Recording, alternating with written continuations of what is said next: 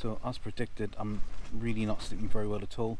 It's pretty calm at the moment, but it tends to be in flapping like a dermatology registrar at your cardiac arrest. And one thing I'm not going to eat on the camp again is tuna steak cooked rare. It's played havoc with my guts, and I've had to put my boots on and get out and answer a call of nature, the kind of call that wouldn't fit in an Nalgene bottle. And I'll tell you what, once you're out of loo roll, sphagnum moss, it's where it's at. That's my tip. The Romans used to use it, and I can see why. Hi, it's Graham here. I've been lucky enough to get myself out on another wild camp, and we're heading for one of the rocky volcanic outcrops deep in the Cheviot. We're heading for there.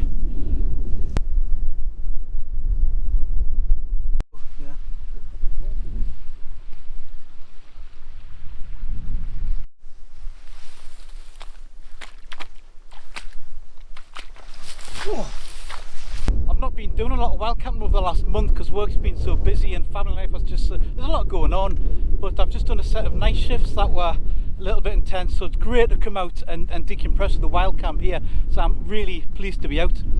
It's the second best way to decompress. The best way, of course, is to finish your night shift, go for a pint at your favourite little micro pub with a beautiful woman, and then back home for a homemade cottage pie with a glass of claret in front of a wood burning stove. But this is a pretty good second best way. I thought I was going to do a solo camp tonight, and I don't do a lot of solo camps. Mainly, I think when you do an experience like this, when you wild camp, honestly, it's just better shared with a friend, you know.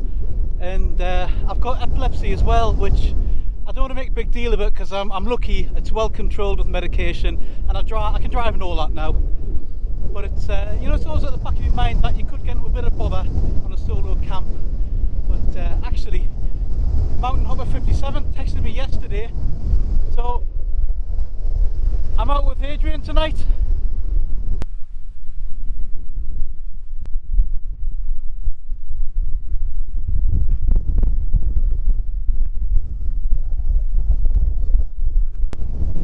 There's a path on the map, but it's not really existing on the ground, and there's a short walk. Well, it's hard going because we're off the piste and it's quite steep going actually. This wind really isn't helping. I'm just taking a quick break out the wind, lying sheltered here. Got some good views. You can see the wind farms on the horizon over there, and Ingram Valley down here. Adrian's a couple of 100 yards ahead. He's not stopped, he's just powering on. But I'm taking my time. It's a nice line here with a bit of shelter.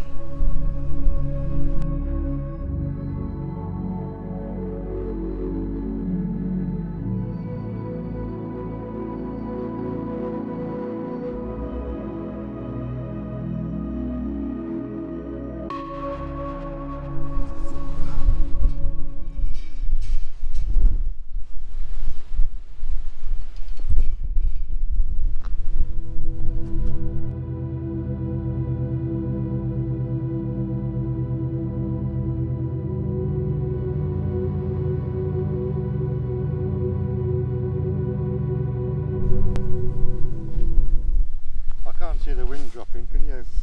I checked the forecast on Cheviot. It's meant to be gusts up to 85, even 100 miles an hour in the early hours, but pretty consistently high all the other times. Better off here. Yeah, for sure. I've got a couple of new bits of gear to test. I know I stand accused of only wearing Montane gear, and to be fair, I think that's because I only wear Montane gear. I mean, the problem is I only live 10 minutes drive away from the Montane factory shop. But anyway, I've been wanting to get my hands on a Montane Icarus jacket for ages, so I'm pleased to be able to have one now. And it's the first proper camp I've done on it, so we'll see what it's like. It's a synthetic jacket, but the synthetic stuff they use is called Primaloft Thermo Plume, and it's supposed to be getting towards the same, you know, the equivalency of 550 down. So not the best quality down it's equivalent to, but it's got the huge advantage in Northumberland especially, that if it gets wet then it's not going to lose the insulation like down. So nice jacket, I like it so far, and I hope I'm going to get on with it. The The second bit of kit I've got is a little head torch review. I found that once I started getting 1,000 subs, that's when companies started offering us stuff for the channel to review and that. And I'll be honest, even a channel which is a minnow sized like mine, I've knocked back gear that I don't think fits with what I do or fits with the ethos of the channel. But I've got a genuine bit of kit tonight that I think it's good. It's the MT Trustfire head torch, and from what I've seen of it, I really like it. My first impressions of the Trustfire MT15 that it's a nicely made little bit of kit. The whole thing just seems well put together, well engineered. It's only weighs 52 grams. It came in this box which tells us the maximum lumen is 1,000 lumens, and 1,000 lumens in a package that size is pretty impressive.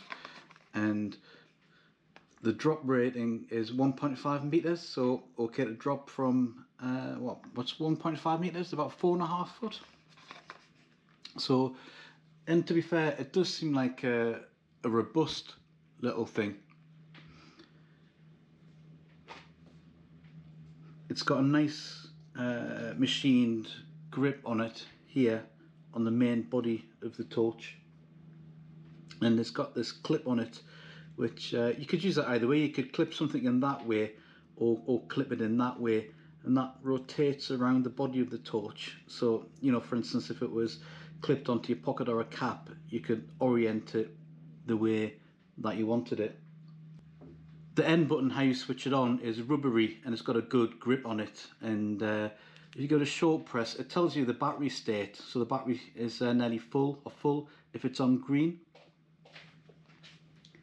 And it's got these machined sort of like flat cheeks on either side, which even if it didn't have the clip on and you had it laid flat, it wouldn't roll about the place.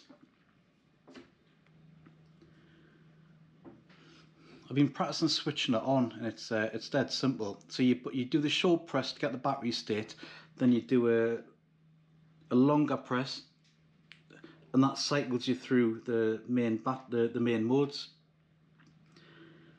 And I think there's 4 different levels of light. So that's the lowest one when you first switch it on, and then you've got up to 1,000 lumens. Wow, 1,000 lumens, which, as I said, 1,000 lumens in a little packet like that is pretty impressive. And if you do an even longer press, then it goes into an emergency flashing mode. Oh, blimey. Yeah, let's turn that away from me. Yeah. So if you want it to be seen, then that's a nice little idea, isn't it? That's a nice little function. Turn that off. And it's rechargeable, of course. There's a rubber cap here, and it's powered by a C-type cable. Now, actually, it was packaged with a C-type cable, but if you're anything like me, you'll have about 20 C-type cables lying around the place, so it's pretty universal, so very easy to recharge. The other function it's got is that the end cap, it's supposed to be magnetic, so you can stick it onto a magnetic body and have it hang there. How am I going to test that?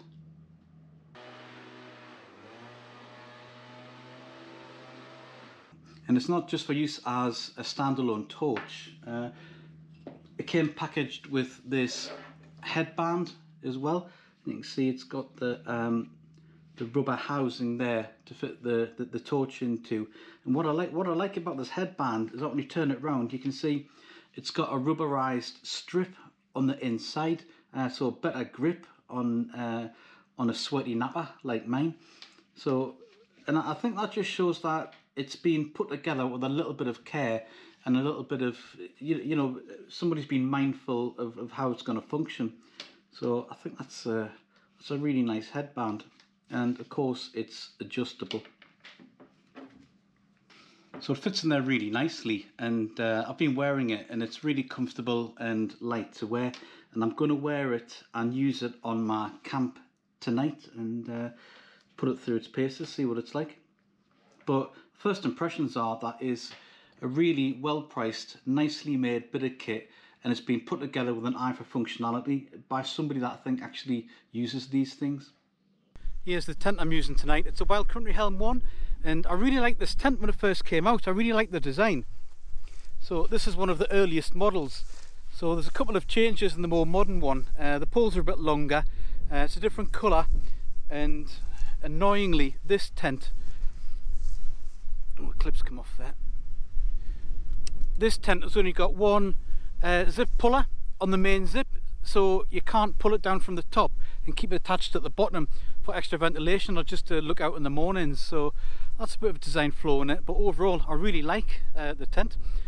I haven't used it very often because the very first time I did a video of a wild camping trip, I've had some bad luck in this tent, and I tore the pole sleeve in some high winds, and I'm such a lazy person. It took me 2 years before I could bundle the tent up and send it back to Wild Country, Terra Nova, to be professionally fixed, because I wanted to make a good job of it.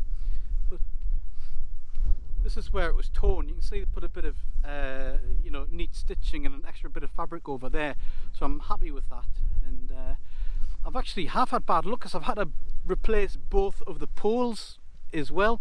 The end of the poles sort of like just seemed like fatigued and split on both of them. So the blue pole is actually the short and more compact one that the new design's got. But overall it's a great tent, and I really like the design of the little fairy door, as I call it, at the other side to the entrance, so you can use that to store gear. I don't know why more tents don't do that. It's such a good idea. And the rest of my kit you've all seen before. I've got the X-Bed Mummy Ultra 5R. It's my winter mattress, and I've got my Mountain Hardware Phantom Flame bag that's meant to be down to -9. So I'm going to be cosy in there tonight, I hope. And it looks like, because of the wind, I'm going to have to cook in the tent as well. I'll try in the crags and see how it goes.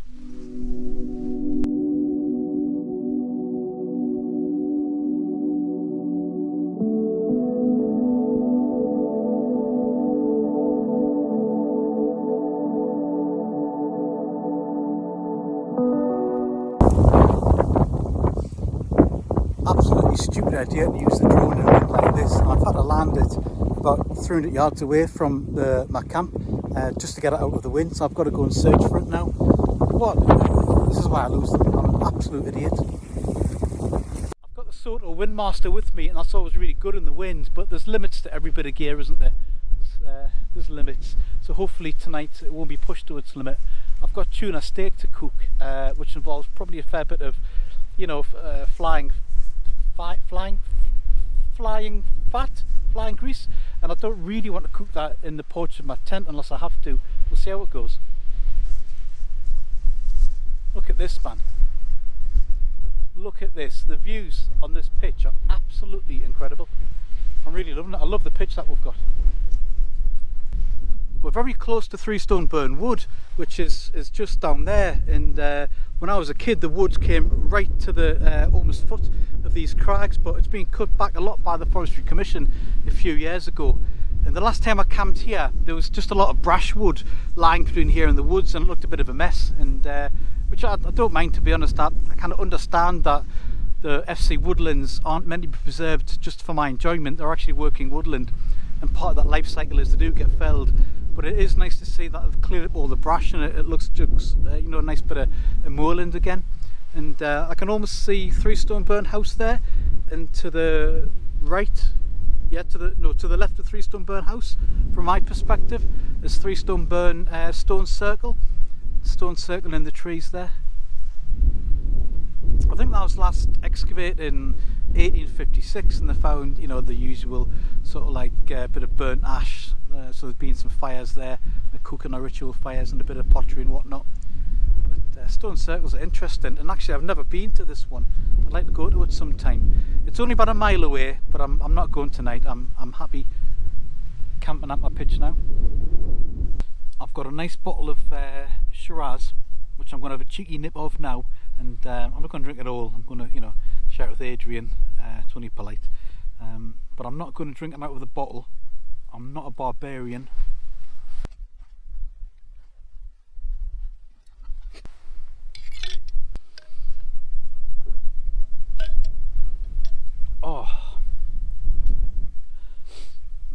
first drink I've had in a while.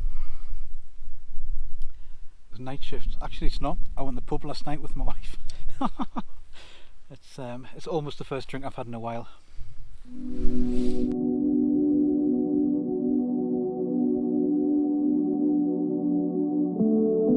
Found a fairly sheltered spot here, and I've got my my sort of windmaster tucked in there, so I think I can probably cook outside. I think we're okay. And this is what I'm having. I've got some tuna steak.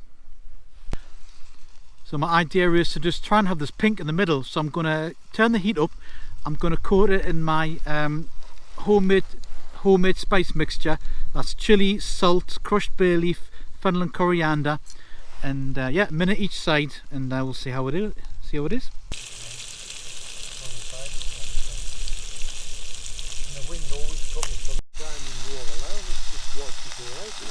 Yeah.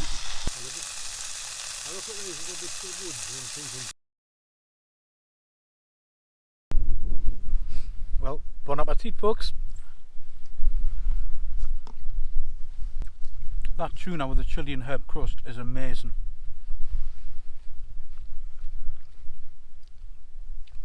But I'm not going to offer any to Adrian because he doesn't like it pink.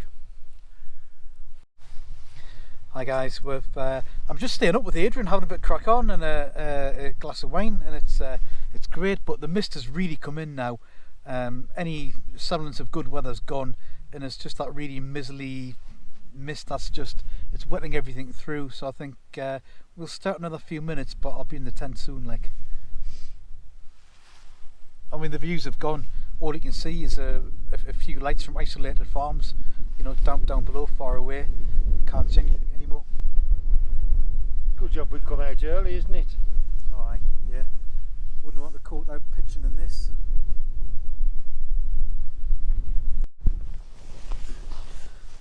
So this little trust fire head torch has proven its worth tonight. I'm getting the hang of the buttons, and it's astonishingly bright.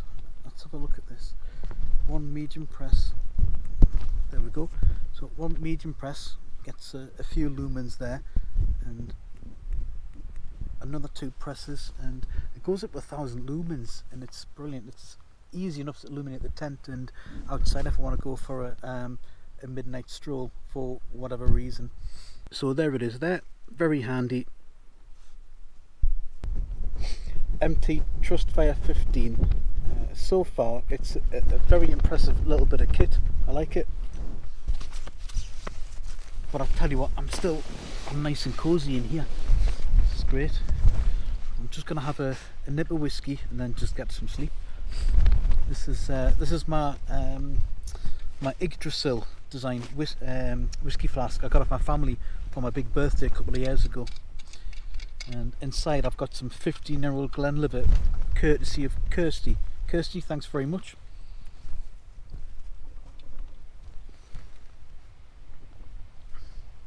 Oh man, that's nice. Really smooth.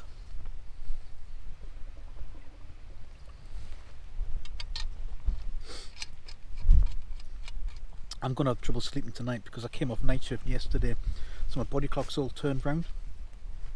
This feels like the start of a day for me. It's only about 8 o'clock and it's pitch black, but it's about the time I'll be starting work, so I'll probably not drift off to sleep very easily, but it doesn't really matter because I just love being in a tent and feeling cosy and hearing the wind outside.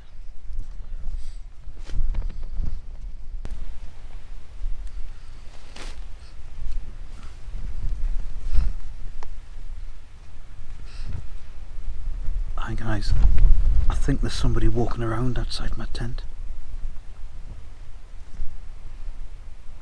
Nah, just kidding. Good night.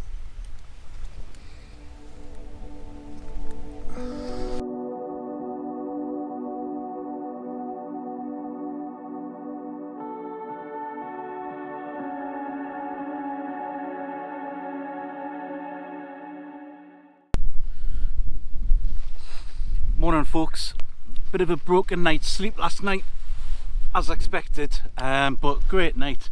I'm just having a hot drink this morning courtesy of